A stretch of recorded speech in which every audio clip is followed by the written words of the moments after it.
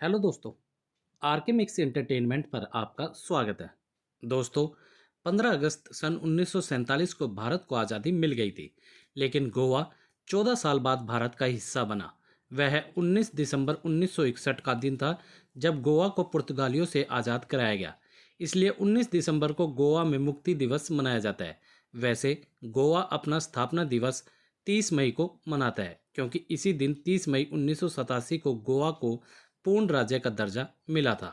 तो चलिए दोस्तों, जानते हैं इसके इतिहास के बारे में।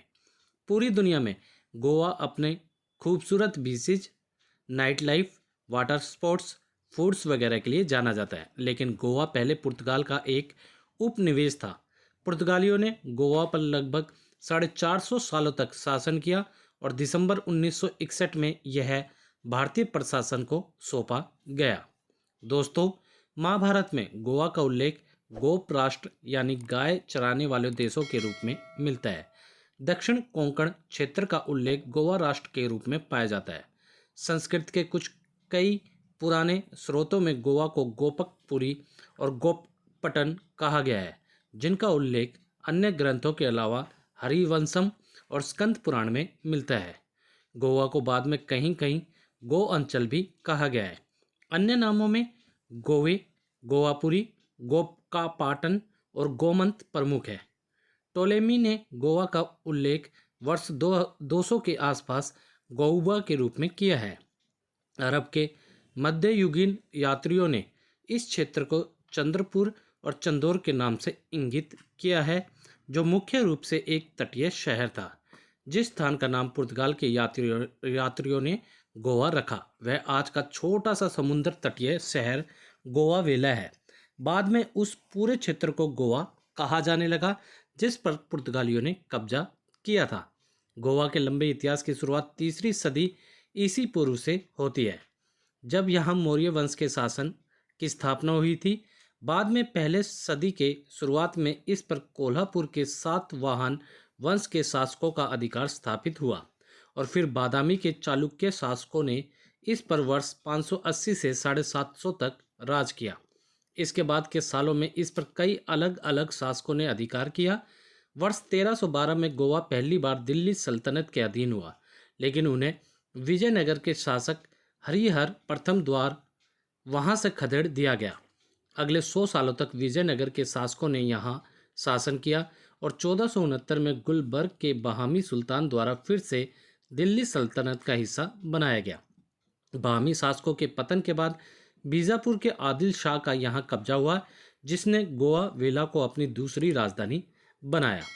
दोस्तों, इस शहर पर मार्च 1510 में अल्फांसो द अल्बुकर्क के नेतृत्व में पुर्तगालियों का आक्रमण हुआ। गोवा बिना संघर्ष के पुर्तगालियों के कब्जे में आ गया। पुर्तगालियों को गोवा से दूर रखने के लिए यूसुफ आदिल खां ने हमला किया। शुरू में उन्होंने पुर्तगाली सेना को रोक तो दिया, लेकिन बाद में अल्बुकर्क ज़्यादा बड़ी सेना के साथ लौटे और एक दुस्साहसी प्रतिरोध पर विजय प्राप्त कर उन्होंने शहर पर फिर से कब्जा कर लिया और एक हिंदू तिमोजा को गोवा का प्रशासक नियुक्त किया। गोवा पूर्व दिशा में समूचे पुर्तगाली साम्राज्य की राजधानी बन गया। इसे लिस्बन के समान नागरिक अधिकार दिए गए और 1575 से 1600 के बीच यह उन्नति के सर्वोच्च शिखर पर पहुंचा। दोस्तों, 1809 से 1815 के बीच नेपोलियन ने पुर्तगाल पर कब्जा कर लिया और एंग्लो पुर्तगाली गठबंधन के बाद गोवा अपने आप ही अंग्रेजी अधिकार क्षेत्र में आ गया। 1815 से 1947 तक गोवा में अंग्रेजों का शासन रहा और पूरे हिंदुस्तान की तरह अंग्रेजों ने वहां के भी संसाधनों का जमकर शोषण किया। आज़ादी के समय पंडित जवाहरलाल नेहरू ने अंग्रेजों से यह मांग रखी कि गोवा को भारत के अधिकार में दे दिया जाए। वहीं पुर्तगाल ने भी गोवा पर अपना दावा ठोक दिया। अंग्रेजों की दोहरी नीति व पुर्तगाल के दबाव के कारण गोवा पुर्तगाल को हस्तांतरित कर दिया गया। गोवा पर पुर्तगाली अधिकार का तर्क यह दिया गया था कि गोवा पर पुर्तगाल के अधिकार के समय कोई भारत गणराज्य अस्तित्व में नहीं था। गोवा का स्वतंत्रता आंदोलन 1988 में शुरू हुआ, जब गोवा के राष्ट्रवादियों ने मिलकर 1928 में मुंबई में गोवा कांग्रेस समिति का गठन किया। गोवा कांग्रेस समिति के अध्यक्ष डॉक्टर टीबी कुल्ला थे। डॉक्टर टीबी कुन्हा को गोवा के राष्ट्रवाद का जनक माना जाता है। 2 दशक तक लगभग गोवा का स्वतंत्रता आंदोलन थोड़ा धीमा रहा। 1946 में स्वतंत्रता सेना और प्रमुख समाजवादी नेता डॉक्टर राम मनोहर लोहिया के गोवा पहुंचने से आंदोलन को नई दिशा मिलती है। उन्होंने नागरिक अधिकारों के हनन के विरोध में गोवा में सभा करने की चेतावनी दे डाली, मगर इस विरोध का दमन करते हुए उनको गिरफ्तार कर जेल भेज दिया गया। तत्कालीन प्रधानमंत्री पंडित जवाहरलाल नेहरू और रक्षा मंत्री कृष्ण मेनन के बार बार के आग्रह के बावजूद पुर्तगाली भारत को छोड़ने तथा झुकने को तैयार नहीं हुए। दोस्तों, उस समय दमन दीव को भी गोवा का हिस्सा था। जब पुर्तगाली पंडित जवाहरलाल नेहरू के आग्रह को नहीं माने तो अंत में भारत के पास ताकत का इस्तेमाल ही एकमात्र विकल्प रहा। 1954 के मध्य में गोवा के राष्ट्रवादियों ने दादर और नगर हवेली की बस्तियों पर कब्जा कर लिया और भारत समर्थक प्रशासन की स्थापना की। 1961 में भारतीय सेना के तीनों अंगों को युद्ध के लिए तैयार हो जाने के आदेश मिले। मेजर जनरल केपी कैंडेथ को 17 इन्फेंट्री डिवीजन और 50 पैरा ब्रिगेड का प्रभार मिला। भारतीय सेना की तैयारियों के बावजूद पुर्तगालियों पर किसी भी प्रकार का असर नहीं पड़ा। भारतीय वायुसेना के पास उस समय 6 हंटर स्क्राइवार्डन और 4 कैनबरा स्क्राइवार्डन थे। गोवा अभियान में हवाई कार्रवाई की जिम्मेदारी एयर वाइस मार्शल एर्लिक पिंटो के पास थी। भारतीय सेना ने 2 दिसंबर को गोवा मुक्ति अभियान शुरू कर दिया। वायुसेना ने 8 और 9 दिसंबर को पुर्तगालियों के ठिकाने पर अचूक बमबारी की। भारतीय थल सेना और वायुसेना के हमलों से पुर्तगाली तिलमिला गए। इस तरह 19 दिसंबर 1961 को तत्कालीन पुर्तगाली गवर्नर मन्यू वास्लो डी सिल्वा ने भारत के सामने समर्पण समझौते पर दस्तखत कर दिए।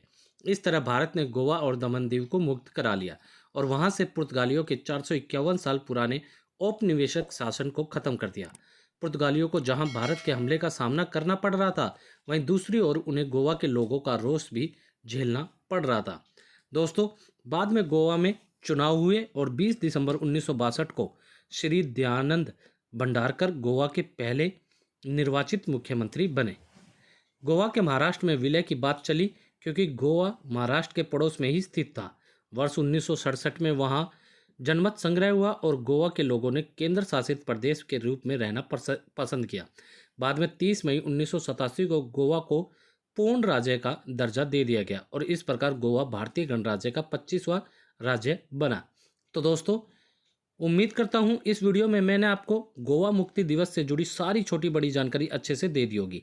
जानकारी अच्छी लगी तो वीडियो को लाइक करें, मैक्सिमम से मैक्सिमम हर जगह इसे शेयर करें। और दोस्तों, कमेंट सेशन में गोवा के बारे में क्या कहना चाहते हैं आप हमें कमेंट सेशन में लिख के बताएं। और इसी के साथ यदि आप लोग मेरे चैनल पर नए हैं तो सब्सक्राइब बटन को दबाकर मेरे चैनल को सब्सक्राइब करें और न्यू नोटिफिकेशंस के लिए बेल आइकन पर क्लिक करें ताकि आपको ऐसी ही वीडियोज़ टाइम टू टाइम और सबसे पहले मिल सकें। दोस्तों, ऐसी ही वीडियोज़ आप फेसबुक और इंस्टाग्राम पर देखने के लिए मेरे पेज आरके मिक्स एंटरटेनमेंट को फॉलो करना ना भूलें। धन्यवाद दोस्तों। जय हिंद।